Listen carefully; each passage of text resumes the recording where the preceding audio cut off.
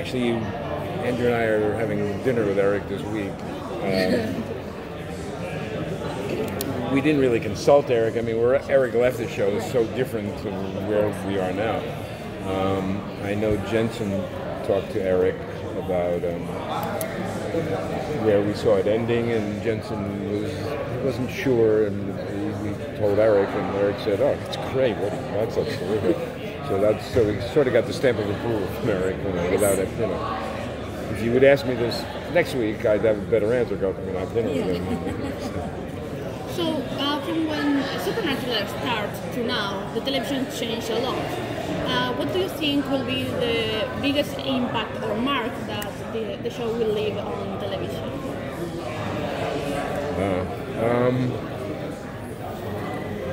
Well, how can I put this? I mean, the biggest mark for us is that it is this loyalty of the fans and the fan base that followed us so loyally. And to do a show in which, because we don't have the biggest audience, but the audience is rabid, and to be involved in something like that is really, special. So I think for all of us who make the show, that idea that, we've done well enough to be on 15 years and that we've kept the fan base engaged and that they'll be sorry to see us go, as opposed to, well, they've run their course. So, what impact this has socially, I don't know. There's so much TV now, who knows, but we just love our fans and try to, not that we try to write it, for what the fans necessarily want, because I don't think all the fans want the same thing, so we're just trying to tell the best stories. But the fact that they've stuck with us, that's the most important thing to us, I think.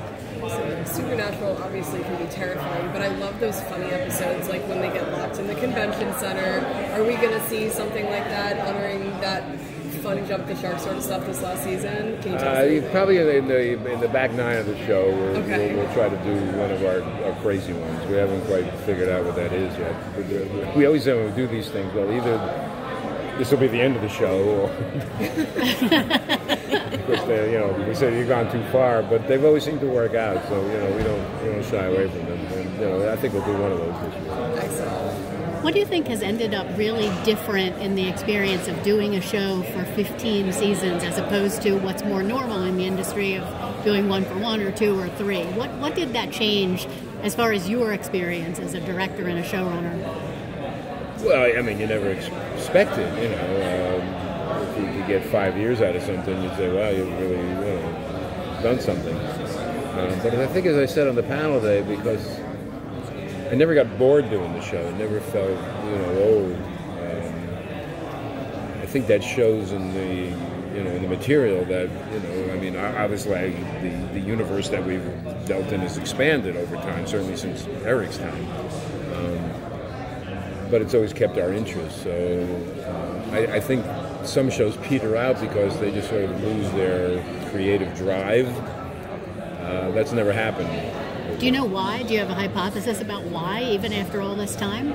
Well, I always thought we were writing for characters that, were great to write for, who could give you a lot of stuff. We never shied away from giving them really big challenges because we knew they could handle them. And then they would, do them and even go beyond, where we thought the scene might be. So, that energizes you as a writer, a producer, a director.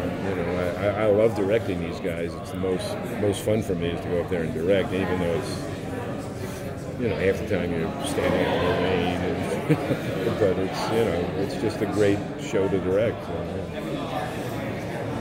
So where were you, what was the moment, or where were you that you realized this show was going to be the phenomena that it is? What moment made you realize that? God, a moment. I don't know. The years all sort of run together for me. If you ask me what year French Mistake was, I can tell you. I think we would see fan reaction, whether it's on social media or whatever, that, God, we're actually doing something here that's, that's unique.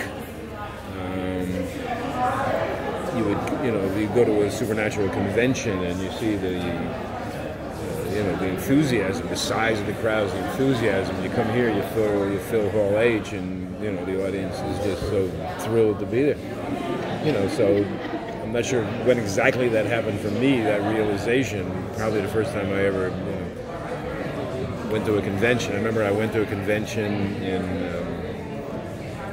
Vancouver. Wasn't part of the convention, but the guys let me come up. I was talking some books for a charity that I'm involved with, and I was like, wow. So I think that was probably the time for me. Maybe that was season 4 or 5. Yeah, I think I was there. I